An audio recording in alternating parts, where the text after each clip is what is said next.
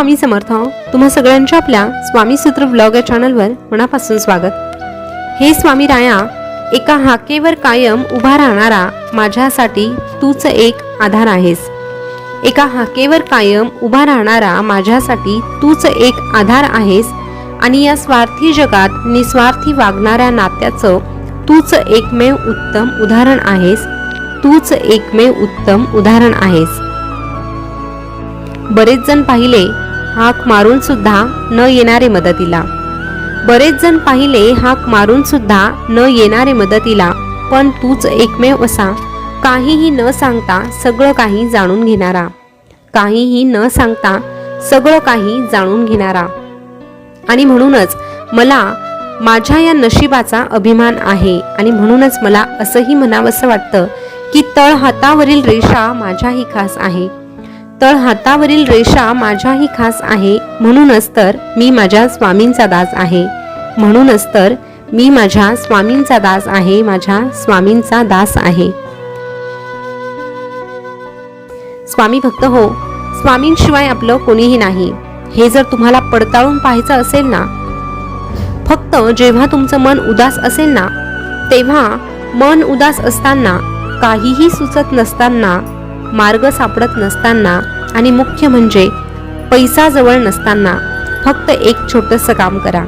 तुमच्या हातात जो आता फोन आहे ना, म्हणजेच तुमचा हा मोबाईल आहे ना, त्यामधून तुमची कॉन्टॅक्ट लिस्ट काढा आणि त्या कॉन्टॅक्ट लिस्ट मधला एक असा नंबर शोधून काढा जो पडत्या काळात तुमची ढाल बनेल.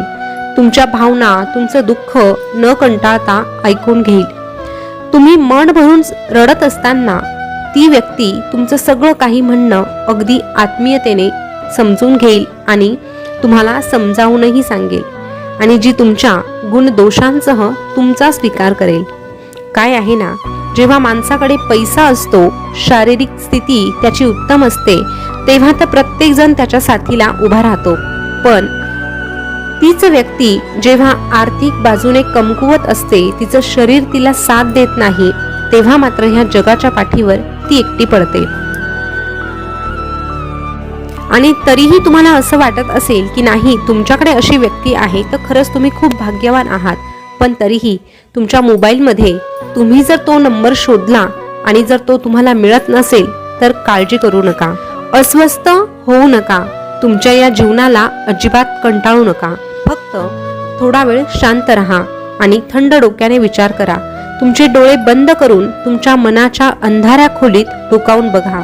मग तुमच्या मनाच्या गर्भात तुम्हाला एक नाव नक्कीच सापडेल, जिथे तुम्ही विचार न करता तुमचं मन मोकळं करू शकतात. आणि मुख्य म्हणजे अशा परिस्थितीत तुमच्या गोंधळलेल्या जीवाला जो प्रश्नांचा भडीमार या जगाकडून सहन करावा लागतो ना, तो मात्र या ठिकाणी तुम्हाला अजिबात सहन करावा लागणार नाही. आणि फुकटचे सल्ले देखील तुम्हाला या ठिकाणी अजिबात मिळणार नाही. उलट योग्य तो सल्ला, योग्य ते मार्गदर्शन या ठिकाणी तुम्हाला मिळणारच. पण त्याही पेक्षा महत्त्वाचं, प्रामाणिकपणे साथ देणारं कोणी असेल तर ते फक्त आणि फक्त हे एकमेव ठिकाण आहे जिथे तुमच्या विश्वासाला कधीही तडा जाणार नाही. हे एकमेव असं ठिकाण जिथे तुमचे पाय डगमगणार नाही आणि हे एकमेव असं ठिकाण जिथे तुम्हाला एकटेपणा कधीच वाटायला येणार नाही. आणि ते ठिकाण, ते नाव दुसरं तिसरं कोणाचं नसून आपल्या स्वामी माऊलींचं आहे. स्वामी माऊली एवढं नाव जरी आपल्या मुखावर आलं तरीही आपल्या पाठीशी खंबीर शक्ती उभी आहे असा आपल्याला भास होतो. आणि नक्कीच जो भक्त स्वामींची मनापासून भक्ती करतो त्याला प्रत्येक वेळेस असा अनुभव नक्कीच येतो. त्यामुळे स्वामी भक्त हो, तुम्हाला मनापासून सांगते, तुम्ही फक्त स्वामींवर डोळे झाकून विश्वास ठेवून बघा. जेवढा जास्त तुम्ही स्वामींवर विश्वास ठेवतात तेवढा जास्त स्वामी तुम्हाला आपलंसं करतात आणि कायमचे तुमचेच होऊन जातात. कारण स्वामी महाराज आपल्या प्रत्येक भक्ताला एकच सांगतात. स्वामी महाराज आपल्या भक्तांना सांगतात, अरे ज्या प्रकारे आभाळातून पडणारं पाणी कुठल्या तरी रस्त्याने, मार्गाने समुद्रापर्यंत पोहोचतं ना, त्याच प्रकारे निस्वार्थ भावनाने केलेली सेवा आणि प्रार्थना कुठल्या ना कुठल्या मार्गाने आमच्यापर्यंत येऊन पोहोचतेच. म्हणून आमची सेवा करण्याची संधी जर तुला मिळत असेल तर ती संधी गमावू नको, कारण संधी फक्त त्यांनाच मिळते जे आमच्या नियोजनात असतात। अशा भक्ताची निवड आम्ही स्वतःच केलेली असते। सेवा ही कधीच लहान किंवा मोठी नसते। अरे, सेवा ही कधीच लहान किंवा मोठी नसते। प्रत्येक सेवा ही उच्च कोटीची असते। प्रत्येक सेवा ही उच्च कोटीची असते। वेळ काळ कधीच कुणासाठी थांबत नाही, कुणालाही ती थांबवता येत नाही। कर्माचे भोग हे कुणालाही चुकत नाही। भक्ती केल्याने संकटच येणार नाही असं होत नाही रे, पण भक्ती केल्यामुळे त्या संकटाचा वेग मात्र नक्कीच कमी होत असतो। आणि जिथे तुझा हात जाणार असतो तिथे फक्त बोटावर निभावलं जातं, पण हे कळण्यासाठी देखील आमच्या भक्तीत असायला लागतं। अरे, आमच्यावर तुझी तेवढी श्रद्धा आणि अतूट विश्वास असावा लागतो। आणि जिथे विश्वास असतो तिथे आम्हाला आमचं अस्तित्व दाखवावंच लागतं। म्हणून तुला सांगतोय, तू तुझं कर्म करत राहा, परंतु त्यासोबतच तू अध्यात्माचा मार्ग निवड। अध्यात्माची कास धर। जो अध्यात्माच्या मार्गावर चालतो त्याचे पाय कधीही डगमगत नाही। तो चुकीच्या वाटेने कधीही चालत नाही। चांगलं काय वाईट काय याचा फरक, याचा उलगडा त्याला आपोआप होत जातो, कारण त्याच्यात निर्णय घेण्याची क्षमता आम्ही स्वतः निर्माण करतो। आणि म्हणून त्याने घेतलेला निर्णय कधीही चुकत देखील नाही। त्यासाठी फक्त लागतो तो विश्वास, कारण हे तुझं कलियुग देखील विश्वासावर चालू आहे। अरे, उद्याची योजना तू आज आखतो म्हणजे काय, तर उद्या तुला तो दिवस बघायला मिळणार आहे हा तुझा अतूट विश्वास आहे। तसाच विश्वास तू आमच्यावर ठेव की आम्ही सतत तुझी काळजी घेणार आहोत, सतत तुझ्या सोबत राहणार आहोत। जेव्हा जेव्हा तू असा विश्वास निर्माण करतो तेव्हा तेव्हा आम्हाला देखील आमच्या भक्तासाठी धावून यावंच लागतं। आम्हाला देखील आमच्या भक्तासाठी प्रचिती ही दाखवावीच लागते। आणि प्रचिती फक्त त्याला येते जो मनापासून आम्हाला हाक मारतो, जो मनापासून आमची आठवण काढतो आणि जो मनापासून आमच्यावर विश्वास ठेवतो।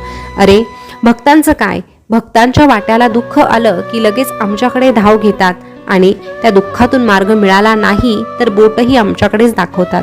पण ज्याच्या त्याच्या वाट्याला दुःख येतं ते फक्त आणि फक्त त्यांच्या कर्मामुळे। यामध्ये आमचा कधीही आणि कुठलाही हस्तक्षेप नसतोच मुळी, पण तरीही त्या दुःखातून सावरण्याची ताकद, ते दुःख पचवण्याची ताकद देण्याची शक्ती मात्र आमच्यामध्ये आहे। म्हणून तू आमच्यावर डोळे झाकून विश्वास ठेव। तुझ्या कर्माचे भोग संपवण्यासाठी आम्ही स्वतः तुला मदत करू। तुझ्या वाईट कर्माची झळ जितक्या कमी बसवता येईल तितकी कमी बसव, पण मागची वाईट कर्म घालवण्यासाठी तुला आजचा वर्तमान काळ सांभाळावा लागेल। वर्तमान काळात तुला योग्य ते कर्म हे करावेच लागतील। आणि ज्याच्याकडे चांगल्या कर्माची शिदोरी असते त्याचं भविष्यात कधीच वाईट होऊ शकत नाही। अरे, जो भक्त प्रामाणिकपणे कष्ट करतो, भगवंताला शरण जातो आणि आपले कर्म चांगले ठेवून त्यावर विश्वास ठेवतो, अशा भक्ताच्या पाठीशी आम्ही खंबीरपणे उभे असतो। आणि अशा भक्ताला आम्ही एकच सांगतो, भिवू नकोस, मी तुझ्या पाठीशी आहे। भिवू नकोस, मी सदैव तुझ्या पाठीशी आहे। स्वामी भक्त हो, आजचा स्वामी संदेश तुम्ही ऐकला असेल तर आजचा स्वामी संदेश तुम्हाला कसा वाटला हे कमेंटमध्ये नक्की कळवा। असेच नवनवीन स्वामी संदेश ऐकण्यासाठी आपल्या स्वामीसूत्र व्लॉग या चॅनलला सबस्क्राईब करा। त्यासोबतच शेजारचं बेल बटन प्रेस करायला विसरू नका। पुन्हा भेटूया नवीन व्हिडिओ सोबत नवीन संदेश घेऊन। तोपर्यंत स्वस्थ रहा, मस्त रहा आणि आपले स्वामी संदेश ऐकत रहा। धन्यवाद।